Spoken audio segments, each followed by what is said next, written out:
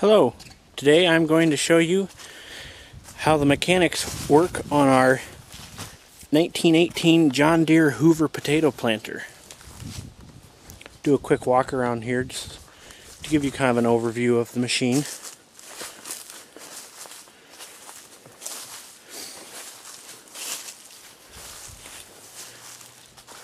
Originally this would have been pulled by horses. The hitch was converted over before we bought it to be pulled by a tractor.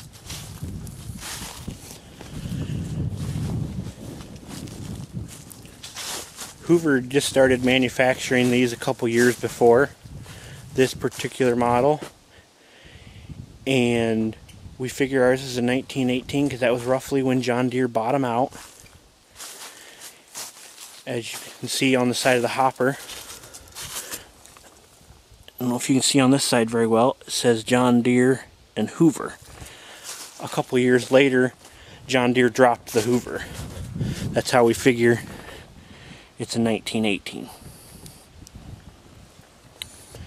Well, first of all, it's ground driven, of course. And with this lever in this position, it is disengaged right now, so everything will just freewheel. It's ready to pull down the road towards your field. As you see, there's some gears down in there that slip as I turn this. That's in the freewheel position. When I pull this lever back, to the first notch down here, it engages that. These other teeth are for different planting depths. We usually run all the way down. I'll move that lever while you're looking down here just so you can see how that all works.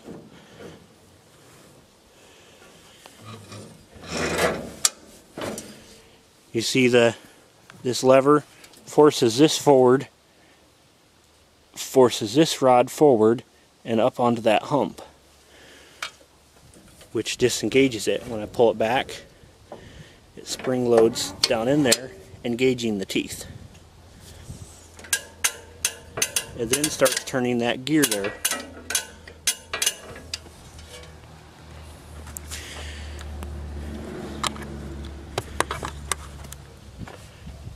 As you see, of course, the gear turns the chain,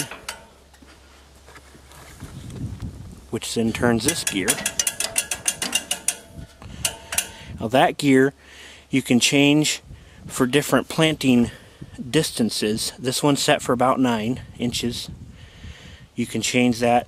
I believe they offered like a 10, an 11, and a 12. That's the distance your plants are apart from each other. That gear is connected to a shaft that goes all the way across.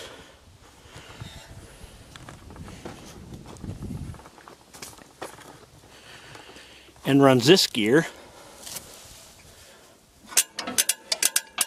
You can see this gear is keyed to that shaft. That comes over and runs this gear, which runs your needles.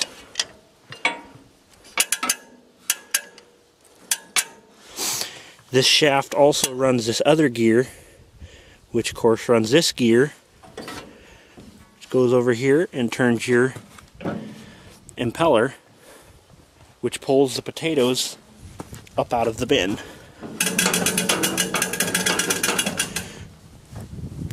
Now there's a little foot down in this rear hopper here. If there gets too many potatoes in this hopper here, this foot flips. Catches on the potatoes and flips. That moves this lever. I don't know if I can make it do it here. It disengages that gear, which disengages your impeller to quit feeding potatoes out of your main hopper. Now it trips and doesn't re-engage for 1 revolution, which is roughly 1 revolution of the wheels as well. That ratio would depend on your gear over here, of course, but ours, it's about 1 revolution per the wheel per 1 revolution of all the needles. Then, also in the hopper here, you'll see a bed that shakes the potatoes down into the impeller just to make sure you don't get any sticking to the sides of the bins. That is run off of this here. This shakes the bed back and forth by moving. This actually moves forward and backwards, which wobbles the bed up in there. This is run off of kind of a camshaft style off of this axle here.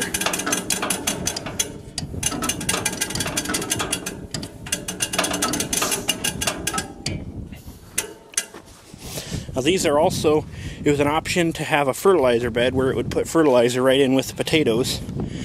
That, I believe, would mount right above all the needles here. As you can see, there's a notch in the frame here. The frame goes around something, but there's nothing there. That would be where the tubes would go down to the fertilizer, drop the fertilizer in. And I believe that would have run off of these gears as well. And I think that's probably what these mounts here would probably be for your fertilizer bed.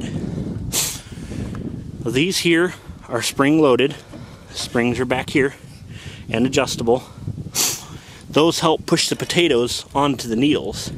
As these spin around, the needles get pushed onto there. And this flips over to keep more than one potato from going on there at a time.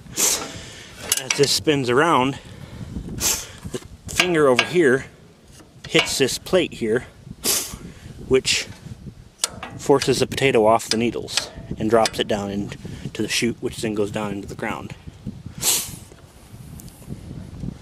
There's also a pedal over here. We're not sure exactly what it's for, but you could push here on this pedal and also disengage the whole drive mechanism. We don't know why you'd want to do that, because this lever here is set up so that when you disengage it, it also raises your hillers. If you push that pedal, it doesn't. It just disengages the mechanics, so you're still digging a furrow and covering it back up, but you wouldn't be planting any potatoes.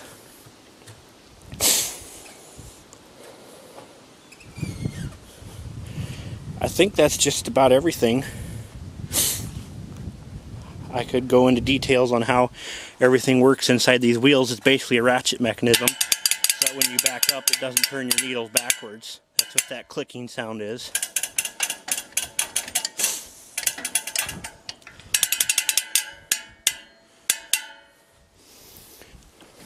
If you see, when I move this lever, it moves this rod, which of course pivots this shaft and lifts your furrow opener up and down.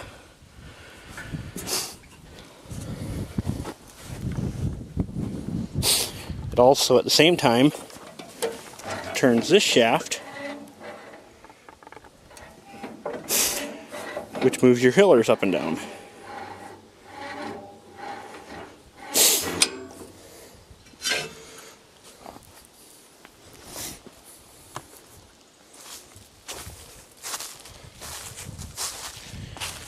I think that's everything. If I missed anything, leave us a comment down below, and I will get some pictures or more videos or better video. Don't hesitate to ask any questions. I enjoy showing you how it all works. It's very interesting. I kind of enjoy this old stuff.